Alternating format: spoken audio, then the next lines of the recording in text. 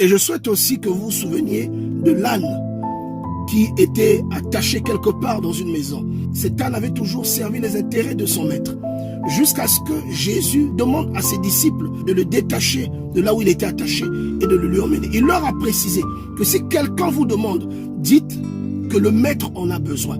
Lorsque Dieu vient dans votre vie, il y a un pouvoir qui vient dans votre vie, qui attire ce dont vous avez besoin. Et ce pouvoir est capable de rendre libre ceux qui sont autour de vous.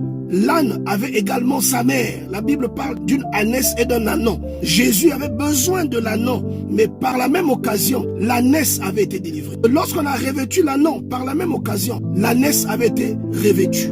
Quand Dieu est dans votre vie, vos infirmités se résorbent. Quand Dieu est dans votre vie, vous devenez un témoignage. À cause de Dieu, vous ferez des choses improbables. Et lorsqu'il a fait son entrée dans Jérusalem, l'épargne qu'on a étalée sur le sol, l'honneur que Jésus a reçu, a également touché l'âne. Quand Dieu vient dans votre vie, les éclats de la gloire qui appartient à Dieu s'illustreront également dans votre vie. C'est la raison pour laquelle, jusqu'à ce jour, les chrétiens qui connaissent ce passage se souviennent également de l'âne qui a servi de monture au Seigneur.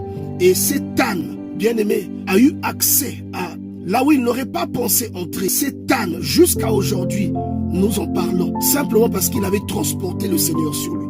Quand Dieu est dans votre vie, vous commencez à attirer des choses que vous n'auriez jamais pensé attirer. Quand Dieu est dans votre vie, ce que vous cherchez, vous l'obtenez. Ce que vous déclarez se produit comme si votre prière concordait avec la volonté de Dieu. C'est simplement parce que votre proximité fait que l'Esprit de Dieu vous inspire, même dans les voies ou dans les choix que vous faites dans votre vie. Toutes les personnes qui ont côtoyé Dieu, toutes les personnes qui ont reçu Dieu dans leur vie, ont fait des choses extraordinaires. Le même Pierre, incrédule, ayant renié Jésus, s'est mis à faire des miracles.